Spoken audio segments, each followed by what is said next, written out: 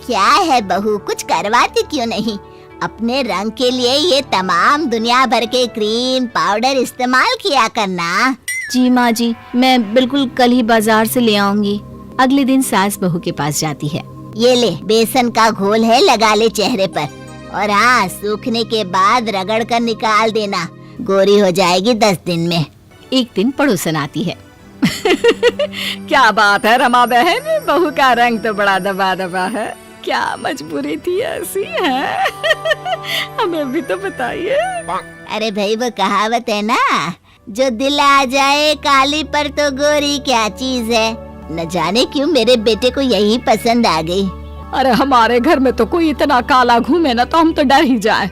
भाई बहू, तुम रात में तो कमरे में ही रहा करो, और हाँ, छत में तो भूल से भी ना जाना। वो क्या है ना, बच्चों वाला घर है हमारा, तो कहीं डर ना जाए। पड़ोसन वहाँ से चली जाती है, लेकिन सास के मन में चिंगारी जला जाती है। वो अब ज्वाला बनकर भड़कने ही वाली होती है। माँ, मैं ऑफिस जा रहा हूँ और शाम को तैयार रहना, हम लोगों को एक पार्टी में जाना है। अरे तू ही चला जा, और इस काली नजर बट्टू को भी ले जा। अरे नहीं नहीं माँ, पड़ोस की बात है, मेरे बचपन के दोस्त के घर पार्टी है, वहाँ सभी लोग होंगे, तो हम साथ में चलते हैं ना। माँ काली बहू के साथ बिल्कुल नहीं जाना चाहती, लेकिन करती क्या, बहू तो बहू है, अब कहाँ छुपा दे।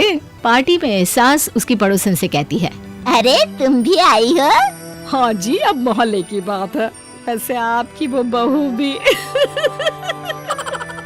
सास कुछ नहीं बोलती। ये देखिए, ये मेरी बहू है, कितनी गोरी चिट्टी है ना। अरे कई बार तो छत पर चली जाती है तो लोगों को लगता है चांद ही निकल आया। सास अपनी काली बहू की तरफ देखती है और अफसोस करती है। किस्मत वाली हैं आप। लेकिन फिर वो बात बदलने के लिए कहती है, भीड़ कितनी है? इतनी है कि लगता है कि खाने के लिए कुश्ती लड़नी होगी, जिसे देखो खाने पर टूटा पड़ा है। अरे मेरा तो भूख से बुरा हाल हो रहा है। तभी काली बहू सास के लिए खाना लेकर आती है। माँ जी, ये लीजिए, खाना खा लीजिए, मैं भी इनके साथ वहाँ बैठकर खा रही हूँ। अरे वाह, इतनी भीड़ में भी सास के लिए खाना ले आई। फिर वो अपनी बहू की तरफ देखती है। मैं भी अपनी बहू को ही बोलती हूँ कि वो खाना लेकर आए। बूढ़ी हो गई हूँ मैं, अब ज्यादा दम मुझ में भी नहीं रहा। लेकिन ये क्या, गोरी चांद का टुकड़ा बहू तो खुद ही खाना खाने में लगी थी, सास की कोई चिंता ही नहीं। अरे ओ गौरी, जरा मेरे लिए खाना लेकर आ जा, इतनी भीड़ में मेरी सांस फूलती है। अरे हाँ, यही काम रह गया है ना। अरे भूख के मारे पेट खराब हो रहा है और मैं आपके लिए खाना लाऊं? मैं तो ये बोल रही थी कि खाना लेने जाओ तो 2 रोटी और रख लेना मेरे लिए। क्या है ना, भूख बहुत ज्यादा लगी है। लगता है आपका चांद ढल रहा है।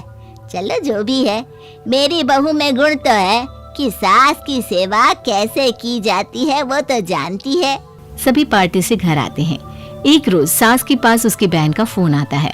अरे विमला, तूने मेरा नया घर तो देखा ही नहीं, कल आ जाना, साथ बैठते हैं, बातें करते हैं। अरे कैसे आऊं? बेटा सुबह ऑफिस जाता है, घर में मैं और बहू ही तो होते हैं। अरे तो बहू को लेकर आ जा। अच्छा चल बताती हूँ। वो क्या है ना, मेरी बहू काली है, उसे लेकर जाना। अरे कैसी बात करती हो दीदी, काला गोरा क्या होता है, इंसान अच्छा होना चाहिए। और फिर तुम्हारी बहू तो तुम्हारा बहुत ख्याल रखती है। हाँ हाँ, ये बात तो सही है, कमी तो कोई नहीं रखती, बस कालापन जरा दूर हो जाता। सास बहू को लेकर बहन के घर जाती है, जहाँ बहन का बेटा कहता है, अरे मौसी क्या बात है, बड़े दिन बाद आई, और ये साथ में किसे लेकर आई हो? तभी दूसरा बेटा कहता है, मौसी, नए घर के लिए हमें नजर बट्टू चाहिए, आप अपनी नौकरानी को ही छोड़ दो हमारे घर में। सास का मुंह शर्म से झुक जाता है। तभी वहाँ मौसी आ जाती है। अरे आओ आओ बहन आओ, तो ये है हमारी बहुरानी, भले काली है लेकिन नए नक्श तो गड़े हुए हैं। काली बहू पहली बार अपनी तारीफ सुनकर खुश हो जाती है। आओ बहू आओ। अरे बहन, तुम्हारी बहू नहीं दिख रही, बाहर बेटे तो कौवे की तरह कौं कौं कर रहे थे। अरे मेरी दोनों बहुएं जब सुन लेती है ना कि कोई आ रहा है तो ऐसे गायब हो जाती है कि काम ही ना करना पड़े। ओहो, मतलब आज भूखे जाना होगा? अरे नहीं नहीं, भले ही अब काम नहीं होता इस शरीर से, लेकिन बहन को भूखा थोड़ी ना भेजूंगी। रुको, मैं किचन से कुछ बना कर लाती हूँ। अरे नहीं नहीं मौसी जी, आप बैठिए ना, मैं खाना बना लेती हूँ। वैसे भी आप दोनों काफी समय बाद मिल रही हैं, बैठिए बातें करिए। मौसी सास काली बहू के व्यवहार से खुश हो जाती है। दोनों बातें करने बैठ जाती है और बहू खूब सारा अच्छा खाना बनाकर टेबल पर लगा देती है।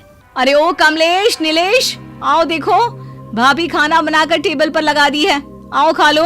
सभी बैठकर खाना खा रहे होते हैं कि कमलेश बोलता है, अरे कितना स्वादिष्ट खाना है, इतना अच्छा खाना तो मैंने पूरे जीवन में नहीं खाया। हम लोगों को माफ कर दो भाभी। नहीं नहीं, मेरे रंग को लेकर अक्सर ऐसा होता है, मुझे तब बुरा भी नहीं लगता। खाइए खाना।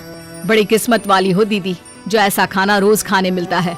यहाँ तो सब्जी उबाल कर नमक ही डल जाए तो सोचो गनीमत है। हाँ माँ, अब देखो ना कैसे भाग गई हैं। मेहमान आ रहे हैं ये सुनकर, लेकिन जब लौट कर ये स्वादिष्ट खाना खाएंगी तब पता चलेगा कि उन दोनों के चले जाने से हमें कितना फायदा हुआ। अरे वाह भाभी, सच्ची में मजा आ गया खाना खाकर।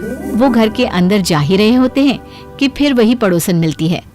क्या बात है, सास बहू बड़ी घूम रही है, काली बहू लेकर इतना घूम रही हो, गोरी होती तो क्या करती।